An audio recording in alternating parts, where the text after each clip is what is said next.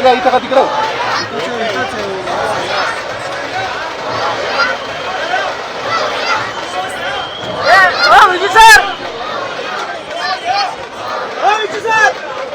काकू खाली बसा, खाली बसा. काकू काकू काकू काकू खाली बसा. हा गोपाळ गोपाळ कुठे तू?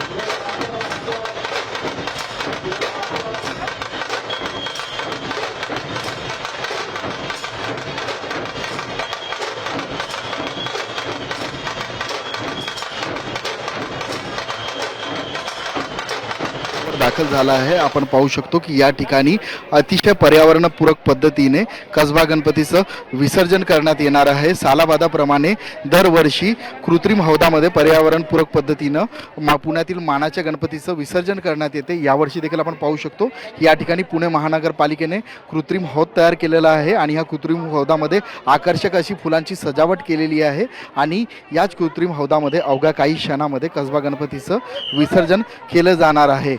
मागच्या 10 दिवसात पुण्यामध्ये गणेश उत्सवामुळे पुणे शहराचं जो वातावरण होतं तो अतिशय भक्तिमय झालं होतं आणि आता पुणेकर अतिशय भावपूर्ण वातावरणामध्ये आपल्या लाडक्या गणरायाला निरोप देणार आहेत. आपण पाहू शकतो की गणरायांचे जे आता ह्या वर्षी जे शेवटचे दर्शन घेण्यासाठी या ठिकाणी पुणेकरांनी मोठी गर्दी केलेली आहे. त्याचबरोबर या ठिकाणी जे गणेश भक्त आहेत ते आपल्या लाडक्या गणरायाला आपल्या मोबाईलमध्ये टिपत आहेत. अतिशय भक्तिमय असं वातावरण या ठिकाणी आहे आणि अतिशय भावपूर्ण वातावरणामध्ये पुणेकर जे आहेत ते आपल्या लाडक्या गणरायाला आज निरोप देत आहेत.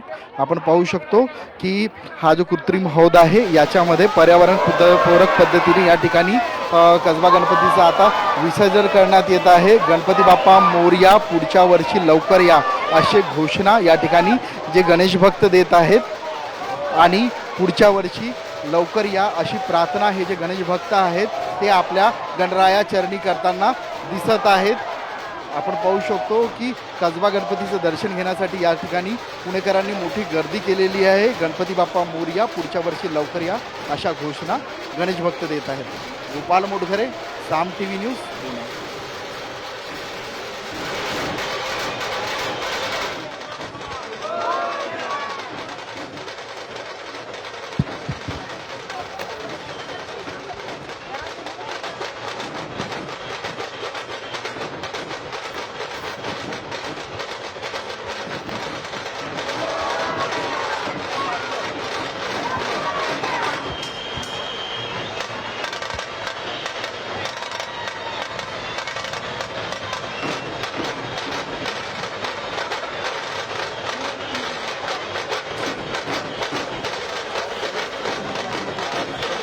सांगतोय तुम्हाला सांगतो.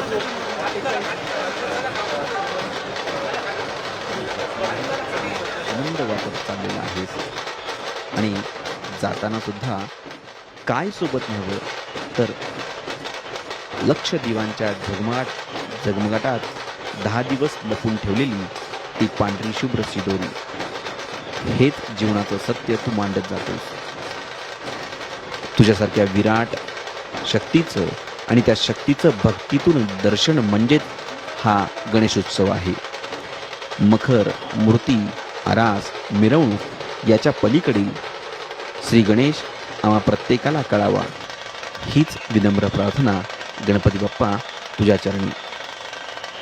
गणपती बाप्पा मोरया आणि पुढच्या वर्षी लवकर या असं हे पत्र त्या मुलाने गणपती बाप्पासाठी लिहिलंय. हा गणपती बाप्पा किती वेगवेगळ्या रूपात प्रत्येकापर्यंत पोचतो याच स्वरूपाचं काहीसं हे पत्र. आणि खरंच जो गणपती बाप्पा आपण सारेजण बघतो पाहतो याच्या पलीकडे असणारा जो गणपती बाप्पा आहे की जो या मिरवणुकीच्या पलीकडे आहे, पूजेच्या पलीकडे आहे, वादनाच्या पलीकडे आहे, शास्त्राच्या पलीकडे आहे, तो शोधण्यासाठी आपल्याला गणपती बाप्पासारखीच मोठी सोंड म्हणजे एक जो संत म्हणतात विवेक असायला हवा, तो मिळण्यासाठीच हा 10 दिवसाचा गणेशोत्सव आहे.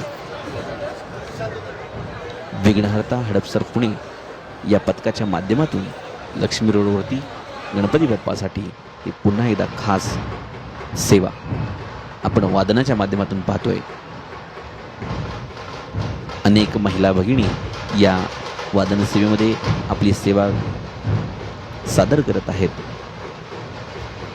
दुतर्फा असलेला हा सगळा गणेश भक्तांचा लवाजमा, भगवा ध्वज